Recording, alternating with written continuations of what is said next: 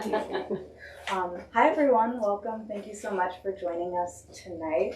Welcome to Green Apple Books on the Park. My name is Cara Johnson. I'm the event coordinator for Green Apple, and I am delighted tonight to welcome Kathleen Watt for the celebration of her book Rearranged, an opera singer's facial cancer and life transpose. Let's give a hand for Kathleen.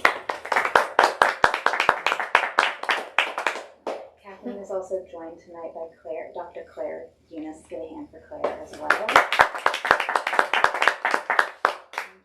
I will be very brief in my business this evening. Now is a good time to silence your phones if you have not already. I would say picture taking is encouraged, but run that by our authors. And please do check out our event calendar on our website at greenapplebooks.com. We have a really great season ahead of us, including the event that you are currently attending. We have books from both of our authors available at the front register. You can find them there. If you've been here before, you've heard me say that when you buy books from us, not only do you support us as an independent bookstore, you support the authors who put so much work into making these books, and then you get to have a book, which might be the best part. So if you are able, we always appreciate it. Thank you so kindly. I think, you know what, I'm actually going to let you dictate the conversation. I usually have a kind of run a show of what you're going to expect, but that might be a little different from what our authors have in mind, so I'll let them tell you what's coming up. But by way of introduction, I'd like to tell you about the two authors joining us tonight. First, Claire Unis, MD, MFA, is a pediatrician and author of a memoir about drawing on diverse experiences in the process of becoming a doctor. That book is Balance, Pedal, Breathe, A Journey Through Medical School. Her creative nonfiction and poetry have been published in a number of journals, including Intima, a journal of narrative medicine, Awakenings Review, and the East Iowa Review. She facilitates writing workshops, narrative medicine sessions, and discussions of literature through her moniker Lifelines, Literary Art in Medicine. You can find her at claireunis.net or on social media at Literary Art in Medicine. Give another hand for Dr. Claire Unis. And last but most certainly not least, Kathleen Watt, as she described it to me, has some big roles in small places and small roles in big places as an opera singer. Kathleen attended the Rhode Island School of Design, Brown University, Brigham Young University, earning a double BFA with a postgraduate study in operatic performance from Boston University. She writes from a windswept hay farm in the Catskill Mountains of upstate New York, where she resides with her partner, 15 chickens, 3 dogs, and on occasion, their 2 grown children. Her book, Rearranged, is the reason we are here tonight. Let's give another hand for Kathleen Watt.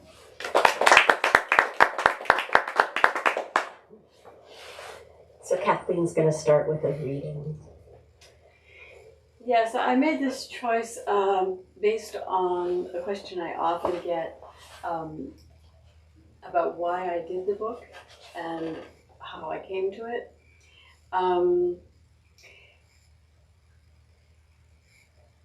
I decided to tell the story partly about the medical adventure that I was on and all the things that it affected and where I was coming from and why I thought the things that I did when I was on my way there. I will say by way of introduction that my cancer was discovered in an ordinary dental exam, which is the way many serious head and neck cancers and other serious illnesses are discovered, so don't neglect your dentist. I mentioned my partner, Evie, who was a non-practicing New York lawyer, and we were living in Brooklyn in a brownstone. The dental drama subsided while we waited for my test results, and Evie and I returned to our happy status quo for a couple of weeks. Evie edited legal periodicals. I returned to my day job as an assistant art director at a magazine, and by night I took my turn on the Metropolitan Opera stage. During performances, when not on stage with the chorus, I typically watched the stage from the wings, intoxicated by the nearness of world-class artists on every side all evening long. "The child is alive," whispered a tenor friend, watching me gawk. And so she was. In one extraordinary performance, during a long scene for principals only, I found myself alone backstage, behind the fantastical three-story high Zeffirelli set for Puccini's Turandot, as international superstar Placido Domingo began the famous Nessun Dorma. I had to tear myself away to hurry into my next chorus position. My path took me across a wide vault of darkness, relieved by a faint spillover of light from the stage door. Out on stage, Mr. Domingo was coming into the stretch. Orchestra mounting beneath his voice, urging onward, all'alba vincerò, gathering upward, vincerò, and finally resolving, vincerò.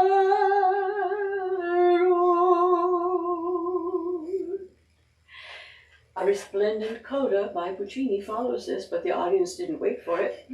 A frenzy of applause and bravos overcame Puccini's triumphant orchestra. From behind me, sheer ecstasy burst over the pit, over the tenor and into the wings. Before me, the stage door swung open. Silhouetted in the backlight from the hallway was Turandot, Dame Gwyneth Jones, our ice princess of the evening. In resplendent costume and bejeweled headdress, her silky sleeves spread wide upon the door jamb. I had the fleeting impression the explosive applause was for her, rather than the tenor, and the roaring ovation, my own bliss flowing toward her. Dame Gwyneth checked her step as I veered aside, grateful to be swallowed in the shadows. She continued to her marks, as I did to mine, sealing for me what seemed the epitome of Gesamtkunstwerk, Wagner's coinage for grand opera, the all-embracing alchemy of high art and artists all together, all at once, and proving to me that I was exactly where I was meant to be. As I waited for my next dentist appointment then, I began preparing my annual Metropolitan re-audition, coming up in 3 weeks. One evening, routinely checking the answering machine on the shelf by the brownstone galley kitchen, Evie and I heard the subdued voice of the New England dental surgeon. I apologize for my delay in calling and delivering this important news on a recording, but I believe you need to know that you have cancer, and time is of the essence. Evie blanched. I equivocated, remaining calm, weirdly calm. I returned the call. I used my privileges at the Armed Forces Institute of Pathology to confirm your diagnosis before calling, said the oral surgeon, explaining the delay. He had spared me a costly time sink of inconclusive analyses. Thank you, doctor, I said. It was a line of dry recitative, just to advance the plot. He read to us then from the pathology report, well-differentiated chondrosarcoma, low-grade malignant proliferations, most unusual, possible extension of a neoplasm into the gingival tissue, deeper excision of the bone, additional neoplastic tissue. I wasn't following very well, but his words began to add up. So you're saying you have cancer, he interrupted. He had mentioned cancer before, I guess, but cancer? Geez, cancer? Well, thank you, doctor, I said, with unnatural detachment, trying to match his gravitas. So, what now? Why, you have to get to a head and neck surgeon right away, he cried. Yes, of course. Thank you, doctor. He said goodnight, warmly, with a reminder not to delay. A head and neck surgeon? Is that even a thing? Do people know about this? I heard the term only in the category of oddness. Head and neck surgeon? Big and tall men. Wizard of Oz. Great and powerful. Well, I had no idea where to find one. And I had no idea how to play my part. I hung up the phone. I turned to Evie. She looked small across the room now, gathered into herself and pale, her rosy accents gone gray. What now? I repeated. Now, during the last year of my mother's gruelingly protracted illness, my father briefly made a practice of calling me at my day job in Manhattan. A casual chat at lunchtime just to check in, though we had never chatted casually ever in my fraught relationship with him. He kept me abreast of developments at home and of how he was holding up, caring for my mother mostly by himself. On the day my mother died, my father said into the phone with his usual preciseness, "Kath, your mother stopped breathing at 1 o'clock. His inflection betrayed the daily domestic strain, but nothing unusual. I'd grown accustomed to a measure of martyrdom in my father, not wholly undeserved, I grant, after long years of my mother's struggle with type 1 diabetes, the relentless cycles of hope and disappointment, collapse and recovery, but spiraling ever downward. That day I did not grasp his meaning. Fumbling for phrases to wrap up this make-believe father-daughter chat, my mind full of childish resentments, I heard myself say, "Yeah? And then what?" And then what? It was crushingly inappropriate, but I simply had not understood. My dad's delivery of this shattering news sounded so much like the many times before when he had overstated my mother's latest emergency, almost willing her deliverance and his own. I was sure he was going to go on to tell me that her breathing had resumed within minutes without intervention. I even braced to hear him say he'd saved a few dollars by cutting back on the home health care that week, or some such. "Well, she's dead," choked my father, gorge rising in a noise unfamiliar to me, sounding something like surrender to an old and bitter foe. And then I remembered what it reminded me of. I thought of the Witch's Castle troops in MGM's Wizard of Oz. The craggy captain of the Winky Guards in his ridiculous uniform gazing up from his knees beside the puddle of the Wicked Witch of the West. "She's dead!" Frightened, amazed, and delivered. But he was too craggy and formerly mean to evoke much sympathy for himself. And then what? I had said, into the yawning abyss of my father's loss. The surprise and helplessness in his voice chastened me and splintered my heart. And I recognized that now, to the physician whose lot it had been to deliver my likely death sentence, I had said, almost as carelessly, "What now?"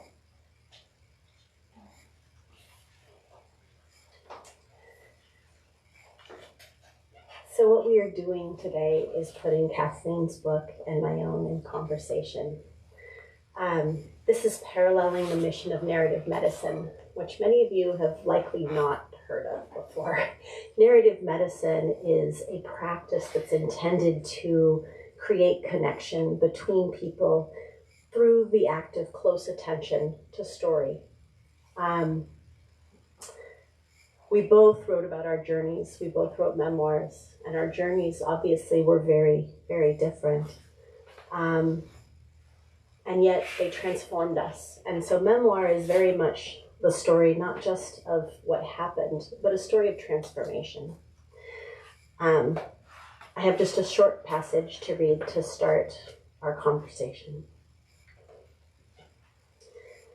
And it's about a notorious touchstone of starting medical school. Facing my cadaver that first day in the anatomy lab, I wondered how vitality had left this woman's body. Would some part of her know our clumsy discomfort in the face of mortality? She was the first incontrovertible evidence that we as doctors-to-be were to be not only champions of life, but also stoic students of disease and death. On the second day in anatomy lab, determined to participate, I wielded the scalpel long enough to cut through the elastic skin on our cadaver's chest, and as our manual instructed, draw a flap There was almost no blood, except for some maroon-colored crust in a few small vessels. I put down the instrument and stood by, holding our cadaver's arm as though she might sense this gesture of apology and solace. Elias dissected back the skin and muscle from the rib cage while Teresa held the anatomy book to direct him. Lily fussed with the instruments and stared. Tiny sinews seemed to stick everything together, resisting our exploration. We cut them away, pushed fingers along the bone to separate muscle, finding our landmarks. We were like vultures, I wrote in my journal that night, the way we fell onto our cadaver, eager to cut as instructed and find out what was under the surface of the skin. I will never think about the human body the same way again. Anatomy is going to change that perception forever. My own fascination worried me. Until then, the human body, as I thought of it, was young, vibrant, athletic, my friends skinny dipping in the hot springs, a lover, a roommate. It was always healthy and whole. Even in death, Mark, this was another story, had been whole. I would not have dreamed of violating his peaceful stillness the way I had my cadavers. Wasn't one's body an extension of the yearnings and soul that lay beneath? The hardest moment of my first semester came the following week after I bravely reached my hands into the cadaver's chest cavity and separated out one of her lungs. Peeling it up and out of the rib cage, I felt proud and amazed. There were the cross-sections of arteries and airways and the smooth surfaces of the 3 lung lobes, just as the book had showed me. And then, looking at the gaping hole in her chest, I burst into tears.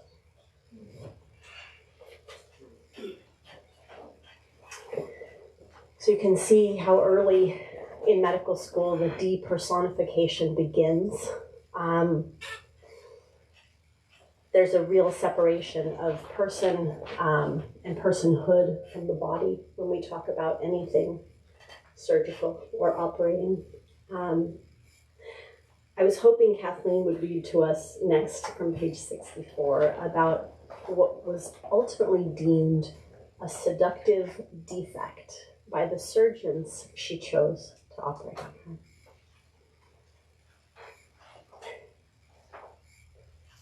You'll find it. So,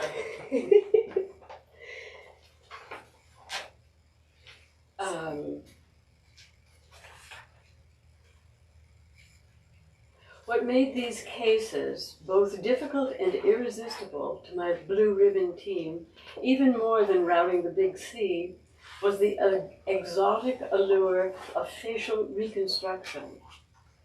Ultimately, 4 surgeons in 4 separate disciplines would convene around what they called my seductive defect. Moreover, they magically knew answers to questions I hadn't asked. They dazzled me by addressing their concerns and mine in my presence, tossing them around the infield before making a play, occasionally craning a neck toward me to invite my input on a surgery date or a bit of personal history, a medical allergy, a preference of any sort.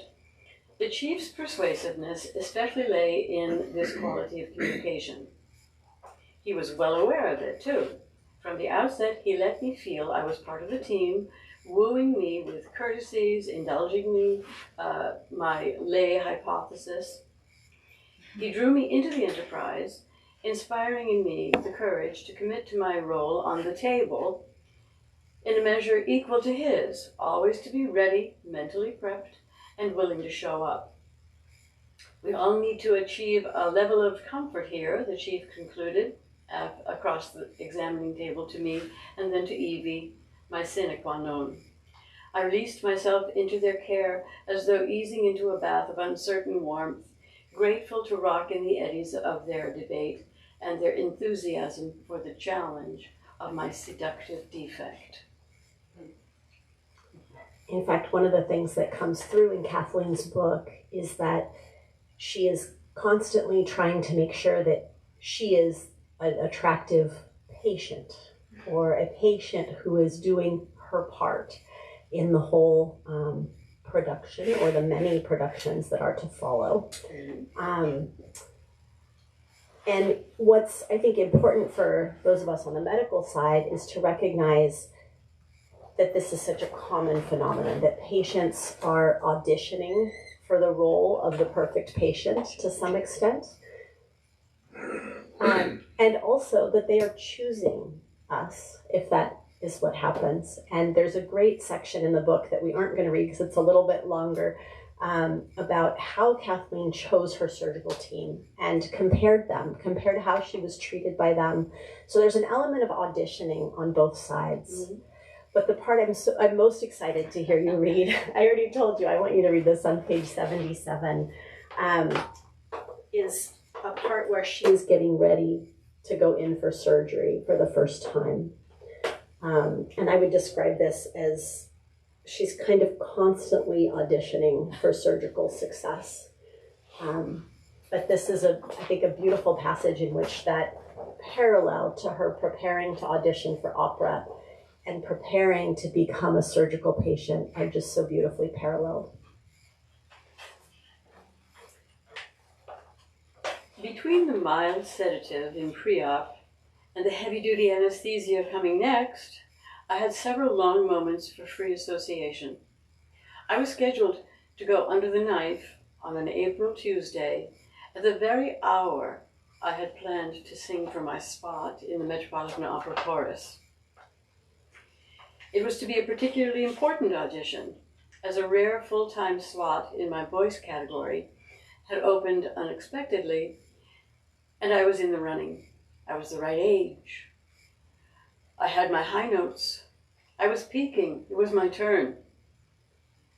But that year I would not be singing any of my arias. There would be no lighter-than-air expectancy between places and curtain. No rush of personal empowerment when the audition judges asked me what I brought to sing for them today. Fragments of melody swirled together with snatches of libretti as my mind dipped under the lapping sedative. The surgeons would be removing and rearranging pieces of me, both physical and metaphorical.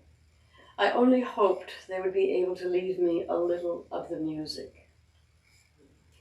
In fact, I did have a role in the big production coming up, a supernumerary sort of role, one of those pivotal, high-stakes parts upon which all stage time turns, in which the singer is poised, beady-eyed, for a single cue buried in an evening-long sound cloud, a tiny little time tap. I wrote these things for you to read. Apparently not allowed.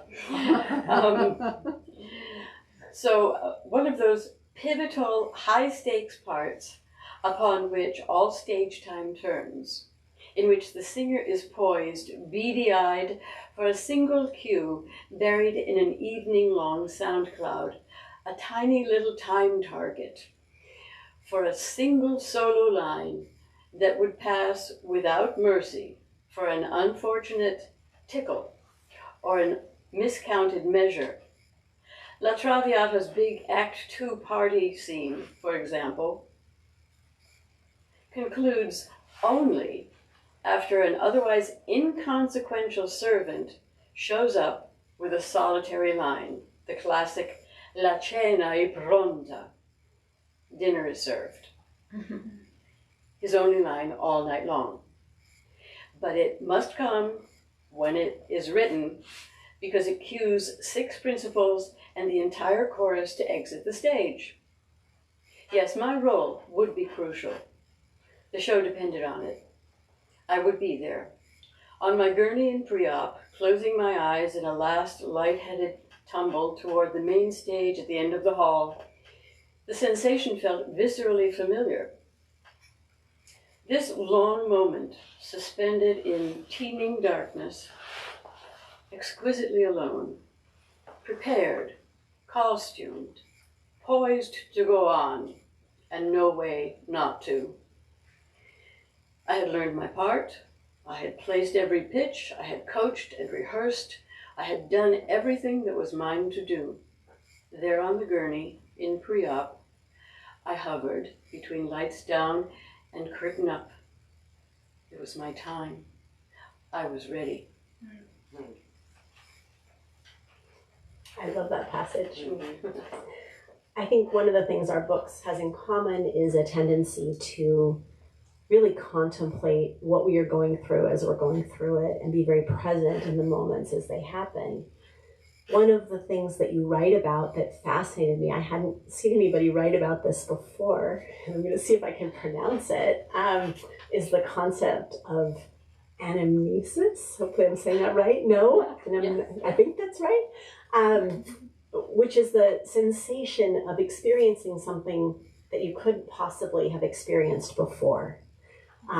Page 100 is where you write about having a sensory memory that was not possible for you to have had before that moment.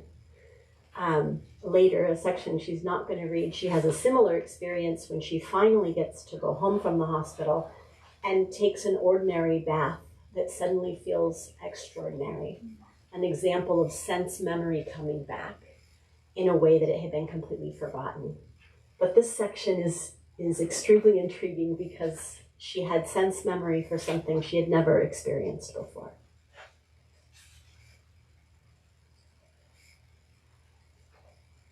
What was that you wanted? Page 100. Oh, 100, not the bath. No, 100, the anamnesis. Yeah, the anamnesis, this word that we keep practicing. Speaking of things that haven't been pronounced out loud. Let's see, 100.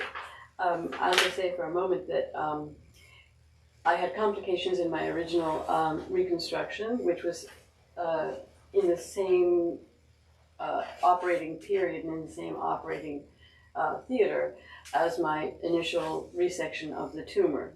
As they say, our first chance is our best chance, so I opted to have them try to reconstruct me then. And it was cataclysmically compromised. So I was put into a coma for a week to,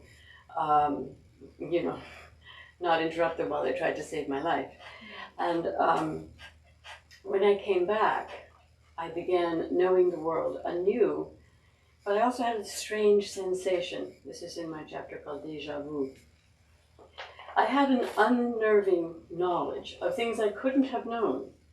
Somehow I remembered having breathed through a tracheostomy and managed secretions before landing on the trach floor.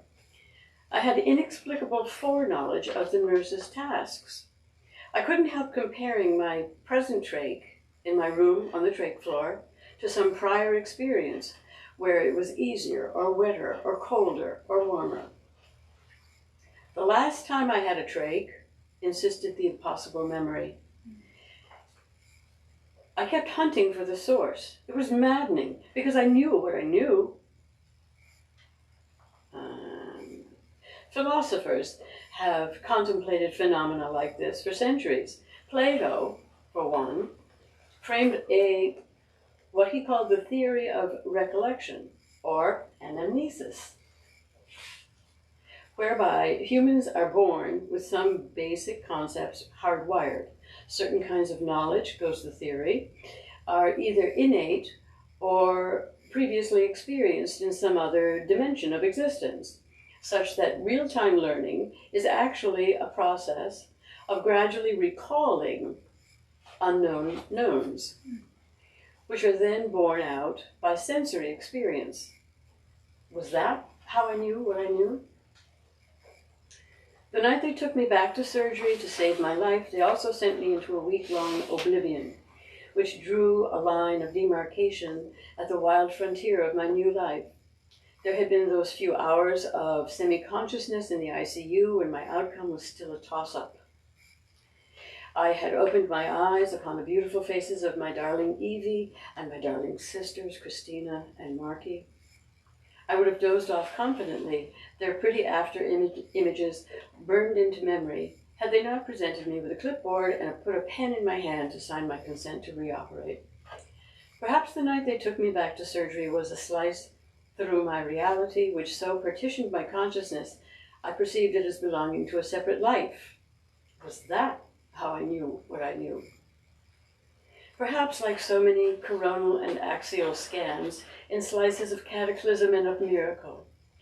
Such ruptures illuminate hidden banks of experience which become components of the essential self from then on. Like the memory of oneself stirred by a photograph of a long time ago, when one inhabited an entirely other self, ever heartbreakingly alive in image, though at most merely a familiar companion to the present. Like evolution, perhaps, a leap into the next iteration, having no understanding of how or where to, only an insistent sense of before.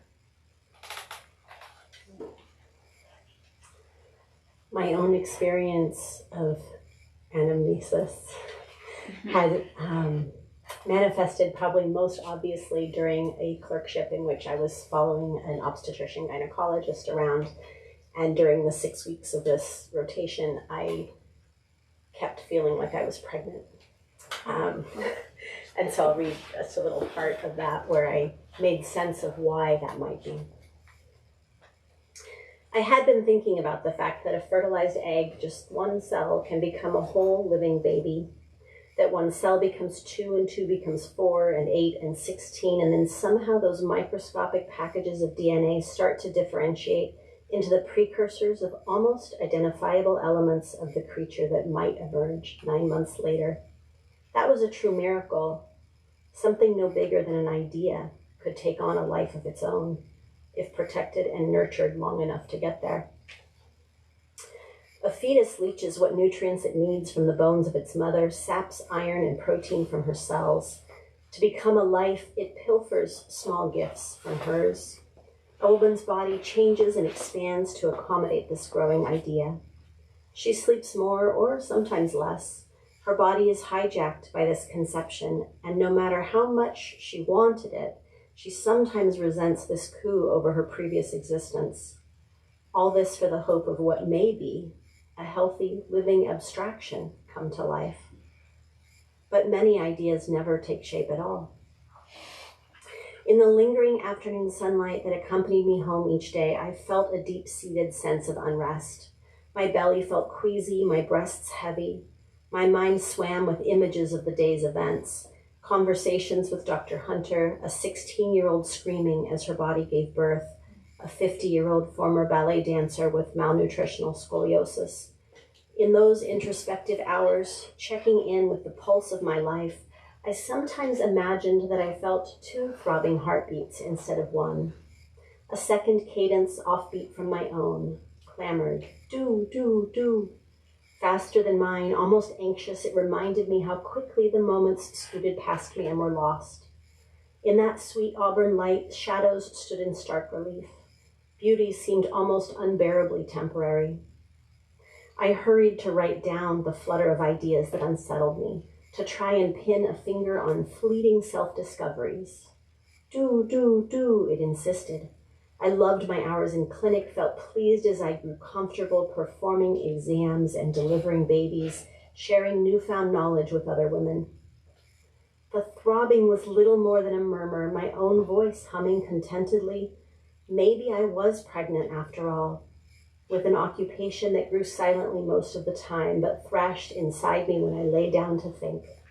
Do, do, do. Stubborn, excited, sending me out of bed to work each morning with increasing confidence and purpose. At the end of this gestation, of course, there would be no newborn baby. The life I carried inside me was my own.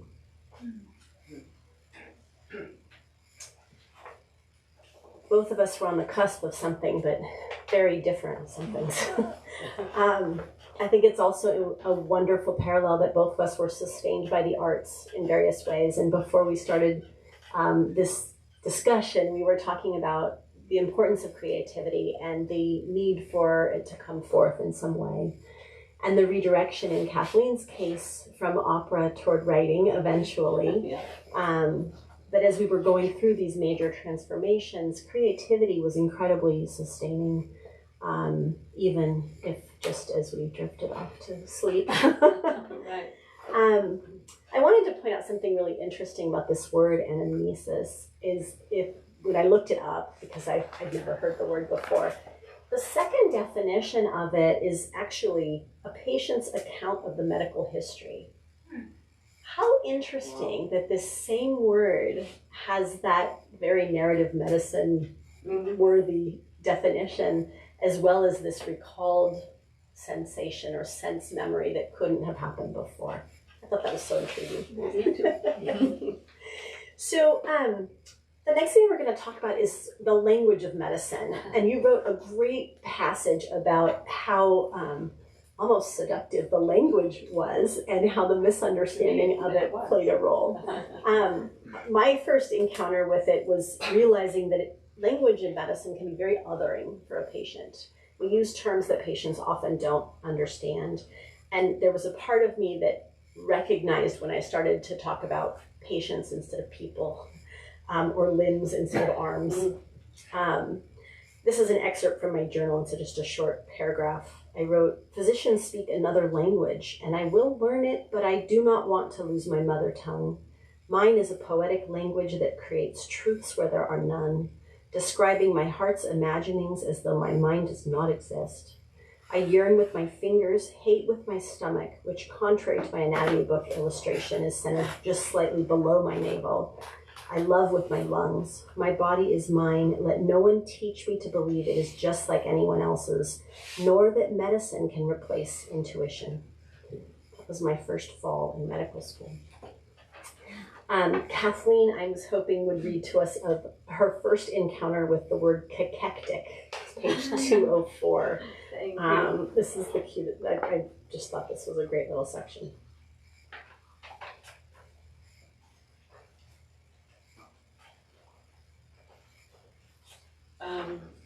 Let's see. This is a chapter called Talking to the Man. I learned when I bought my first car that lingo was very important. If I learned the right names of the parts of my car, I would know when the guy was gaslighting me. I would know that he wouldn't have to drop the engine to change the rotor cap. So I saved a lot of money that way. And it probably has its origin in my interest in words as an overarching thing, but often twisted doc speak presented me and Evie a rich vein of comedy malapropism, which served us brilliantly. Picture, for example, a return visit to the institution that had once given me the bum's rush. After the surgery to excise the cancerous tumor and a bunch of my facial bones, I wanted to be certain that adjuvant, did I say that right? Adjuvant chemotherapy would not destroy any more of me than necessary. So we followed a referral for an outside consult with the husband of my trusted surgeon's favorite pulmonologist. Finally, out of my hospital Johnny, I pulled myself together in proper clothes and fresh eye patch, a touch of color. Evie carried binders stuffed with her research and my longhand notes. A middle-aged physician with a pleasant smile greeted us, as graciously as we might have expected of the pediatric oncologist that he was. Unpretentious in wire rims and comfortable shoes, he received us and our many questions with surprise and patience. When the doctor left us briefly alone in his office, I sneaked a peek at my own patient folder lying open on his desk. A well-developed, somewhat cachectic female, I read aloud. "Well," I smiled. "Oh," sang Evie, "he thinks you're cute."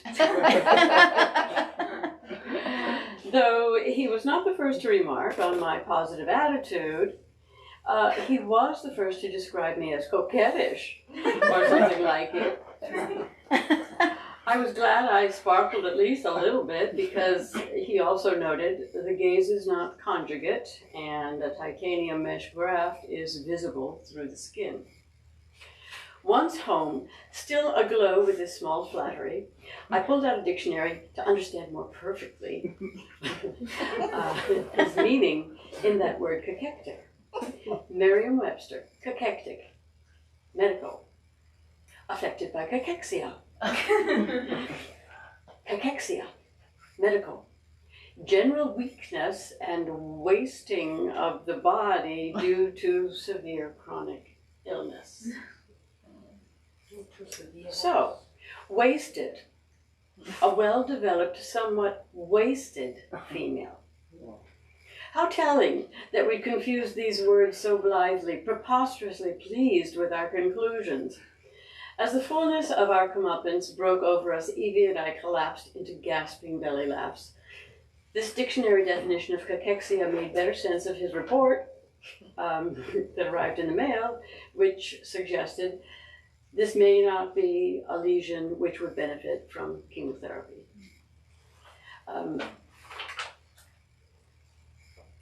2 weeks later, after conferring with colleagues, the pediatric oncologist updated his report, further concluding my cancer had been a fully malignant high-grade osteosarcoma and that I had a high risk for local recurrence or secondary malignancy, as well as moderate risk of disseminated metastases from osteosarcoma.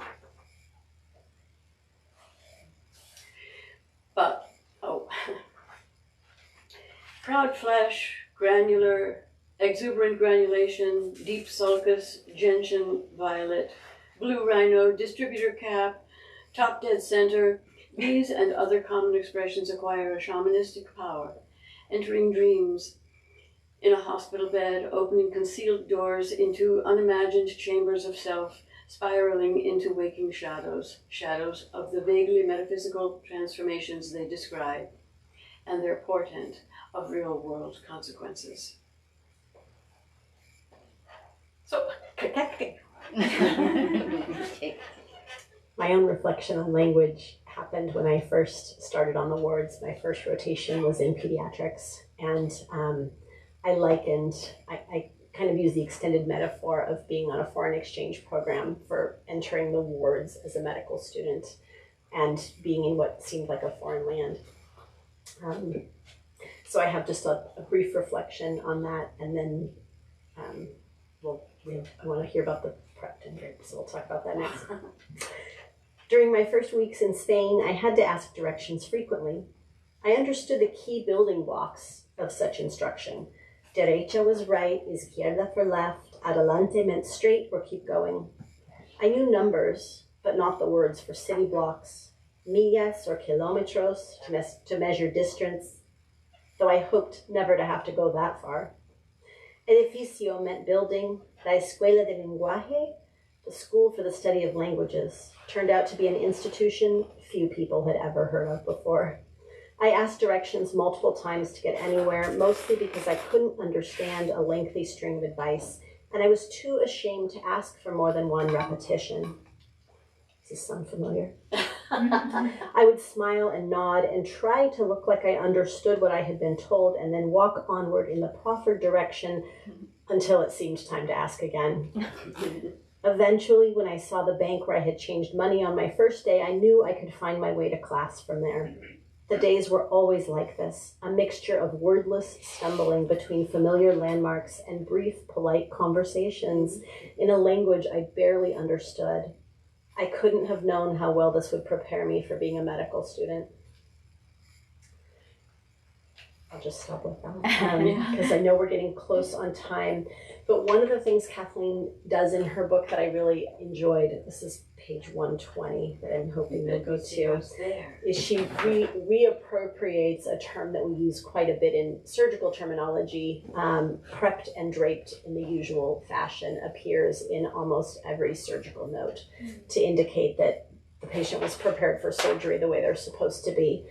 And I really love how Kathleen takes this term, prepped and draped in the usual fashion, and realizes and recognizes how this relates to her prior experience in opera and in auditioning and in going on stage. So hopefully I gave you the right page numbers. Yeah, it is. I'm wondering if it's... Is it too long?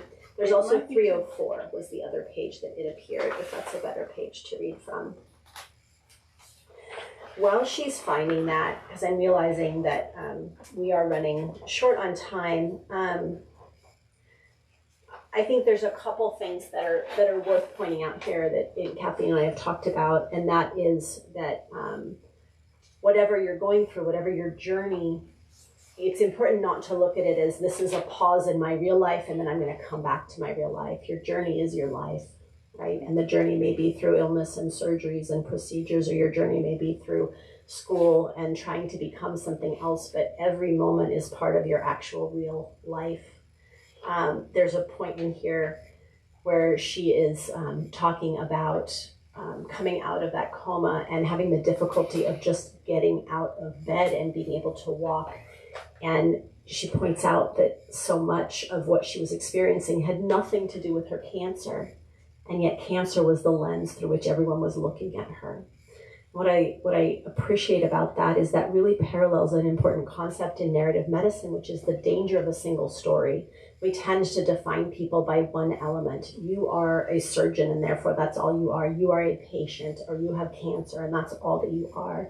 And what narrative medicine does and intends to do is deconstruct that danger of a single story. So there's a TED talk by that title by Chimamanda Adichie. And it's wonderful. It's not very long. It's worth watching because I think it adds depth to that concept that none of us is only one thing that we're defined as. Just like prepped and draped in the usual fashion, as she's going to read to us about right now, is not just a surgical note. The first paragraph of every operative report I've ever seen contains the phrase prepped and draped in the usual fashion. The patient is brought to the OR, prepped and draped in the usual fashion, and placed supine on the table. Proper prep and drape are among an opera singer's core concepts instilled and drilled from her earliest foray into career singing. In my audition prep, for example, I thoroughly rehearsed my repertoire no longer than 24 hours ahead. Closer to my audition, I limbered up my voice with a few key passages, nothing strenuous that would rob the performance coming up. My audition drape was a forgiving, travel-worthy shift of crush-proof silk in rich magenta with a soft hand and fit that allowed freedom of movement and unself-conscious deep belly breathing. Simple yet elegant dolman sleeves pegged at the elbow and hem. I wore the same dress every time I auditioned. My shoes, a slenderizing 2-inch pump in genuine leather, were a half size small, which I regretted, to be honest, but they pitched me at a slight incline that gave listeners an impression of my full engagement, or so I imagined, and were a perfect match for my all-leather, soft-sided music satchel. On my audition day, I breakfasted lightly, arrived by cab, no matter how dear, and checked in with 20 minutes to spare. In the intervening minutes, I spot-checked makeup, hair, and repertoire. I had with me my 5 arias, my signature piece, 2 others differing in style and language, and 2 more demonstrating range. My satchel also contained a water bottle for hydration and a mini cassette recorder with fresh batteries and tape to record, preserving my performance to analyze later and freeing me from self-critique in the moment. I would be able to announce my accompanist, breathe deep, and let fly in glory, fully present. I was prepped. I was draped in the usual manner, like every singer here. Likewise, the first paragraph of every hospital discharge order I ever received contained the phrase, accompanied by blank. In all but one discharge order, that blank is filled with the hand-scrawled word friend, spouse, or Evie. One and the same, all but one time. Evie always accompanied me, and like the best accompanists, she played in duet with me, robust yet flexible, receding to let my voice lead, ringing forward when I retreated, supporting, never competing. We were an ensemble, and we loved playing together.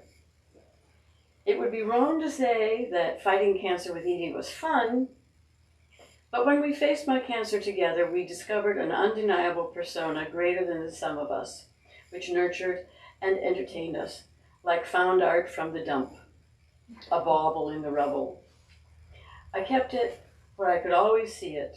It restored me every day. I needed her as much as she needed me to need her. She clung to me partly for fear that the life lottery we'd won together would slip away. She couldn't allow herself to relax into an assumption that I would live in matching measure. I couldn't make space for the possibility that I wouldn't. I had to believe that all adversaries would be, if not vanquished, at least tamed. But from her research, Evie knew the odds were against us.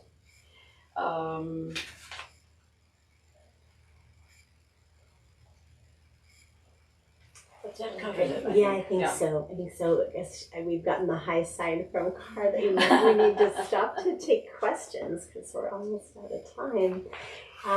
Even though there's lots more we would love to share about how these books are in duet with each other in many aspects as well.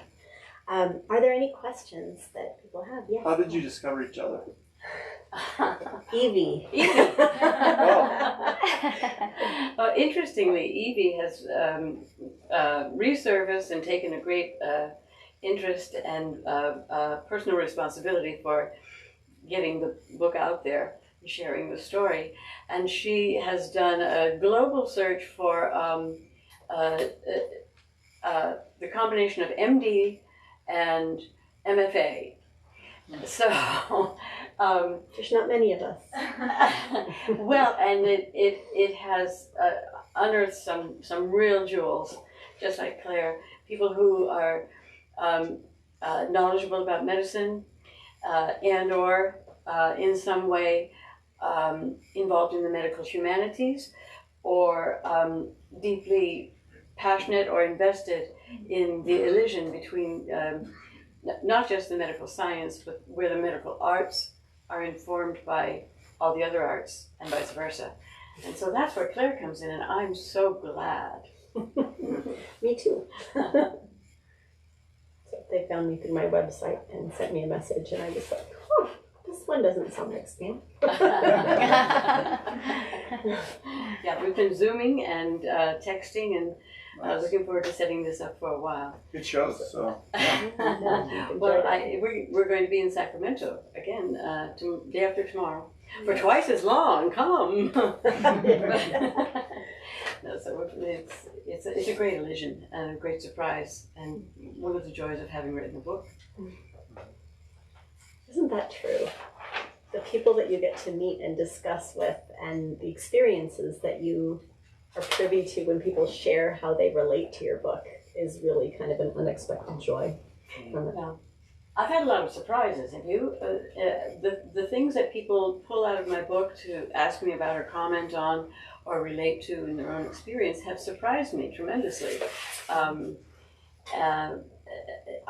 I didn't know what I had in my book until I set it afloat. So it's a learning experience. I've been asked how it feels to go back into all this and unearth it. And honestly, having written it was a great unburdening because I didn't have to remember all these interesting things anymore.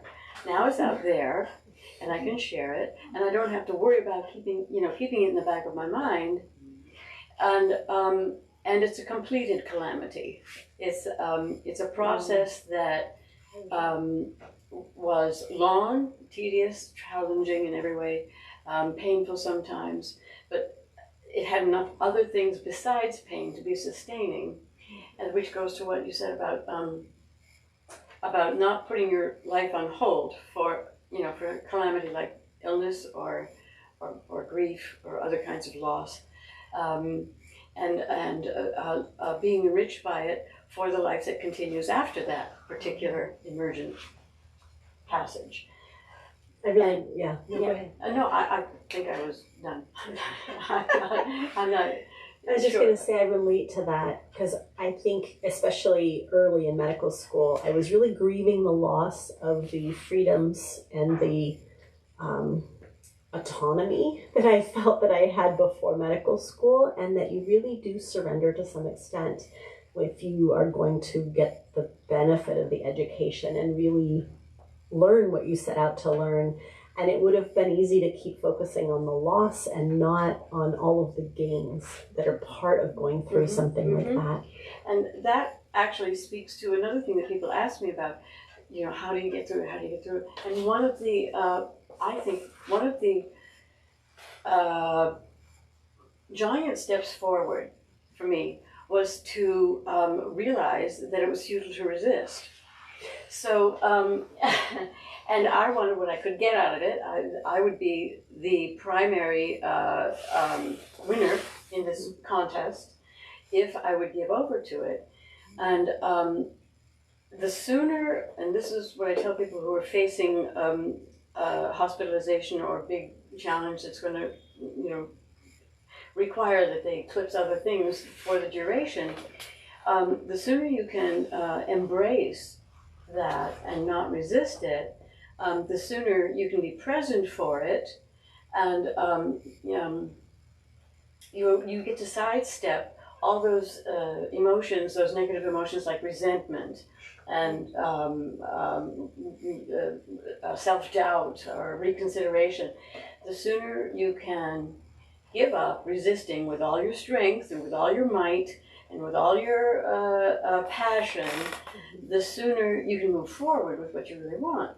But it feels like power, it feels like strength to resist, to say, not on my watch, this is me, you're not taking any piece of it, I'm not giving in to you, I'm fighting.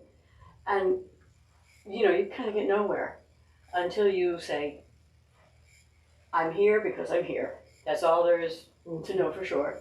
And I want to go there and, to embrace the thing rather than to treat it as an obstacle is power. I think one of the things that's great about her book is that there isn't a lot of, or any self-pitying. Oh, poor me, why do I have to go through this? I mean, there's acknowledgement when there are, especially when you run into a fellow singer who went through something similar and it all went uncomplicated and he was back to singing in 6 weeks. There's a moment of like, oh my gosh, that's not fair, right? But this is not a book about self-pity at all. This is very much a book about, okay, this is what I'm in. What am I up against? How do I face this? And part we didn't get to that's actually also paralleled is dealing with these situations with humor. So had I been a resident visiting Kathleen in the hospital, I would have had to keep a twinkle in my eye because she did really play with some of the trainees who showed up thinking that they knew what they were doing, and she informed them a little bit with humor that wasn't necessarily the case. And similarly, one of the things I did as a trainee in surgery when I was put in a ridiculous situation by one of my superiors is I laughed at him, and that was like verboten big time. You don't laugh at your superiors in surgery. But there was nothing else to do, so sometimes humor is the best approach as well. Anybody else have a question? We just riffed off that one for a nice long time. Yeah. But as a doctor, you can vouch for it, right? The humor, old people know that laughter is the best medicine. We've heard. But now there's science behind it, because a good belly laugh releases a giant bolus of dopamine, right? Sure. No. That sounds right. Just say yeah. Just say yeah. That's Do we have a psychiatrist in the audience? Yes, I think so. I mean, laughter releases jets of healing hormones in the brain, the endorphins that we all, try to get one way or another. And so you can be your own physician if you can find something, and that genuinely triggers your sense of the absurd or Makes you laugh. It's in the top echelon of defense mechanisms as well. It's up there with altruism. So humor is considered like the mightiest of defense mechanisms. So as well. Oh, could you travel with me? Because I've had hard time making this point. For me, in my situation, it was over 32 general anesthesia surgeries, and many of them were very long. And I was always in the run up to surgery or in the healing of surgery, and then the revision section. And honestly, we found that lots of ridiculous things happened along the way. And for me and my partner and my family, my great support system, really laughter was the trustiest elixir for us. It was got us through. Yeah. I mean, that much dopamine will get you to the next step. And that's all you need to do, one step at a time.